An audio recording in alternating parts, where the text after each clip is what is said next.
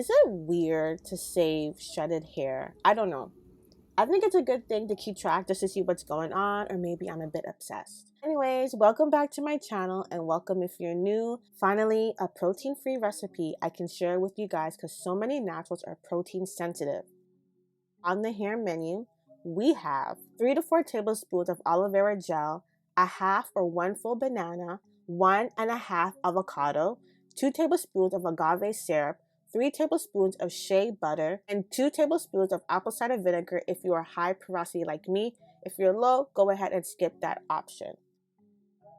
The mask will give some serious slip due to the shea butter, so no need to add any oils. Detangling and removing single strand knots, the mask is super hydrated and moisturizing. So it's perfect if your hairs were coming from a protein overload, as many products we know have protein in them. If you were coming from damage like heat, color, or chemical, breakage, split ends, hair loss, you already know the ingredients are rich in vitamins and minerals to nourish and provide health to your hair. Our hair, my hair, your hair. The recipe came out to 8 ounces, which is pretty much the same amount you get when you buy a deep conditioner in the store. To begin the moisture effect, I'm going to be applying the hair mask to day 7 hair. I know, let it show out. I gotta show out because my hair, to be honest, I feel like my curls have been looking well taken care of, very defined. My roots are laid flat, minimal frizz, and it's moist. The back section, I still have to be working on because I still lose moisture really fast back there. It tangles very easily, it knots up very easily, but I'm still working on it. Anyway, I'm using my onion juice to get my curls wet. A recipe is posted on top and will be mentioned in the description box below.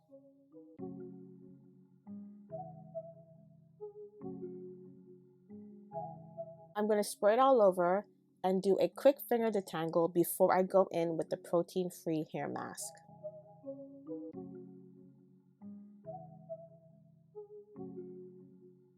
I'm going to apply the protein-free mask from roots all the way down to the ends. It's going to get worked in.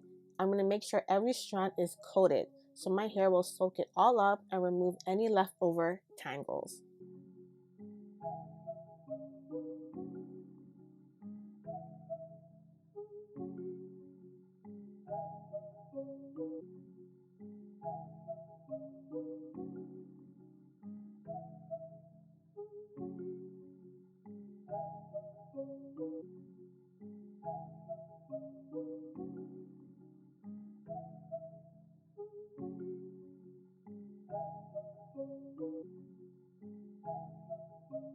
You can use the mask as your pre-poo before you shampoo, or you can use it as a deep conditioner after you shampoo. Or why not just do it like me?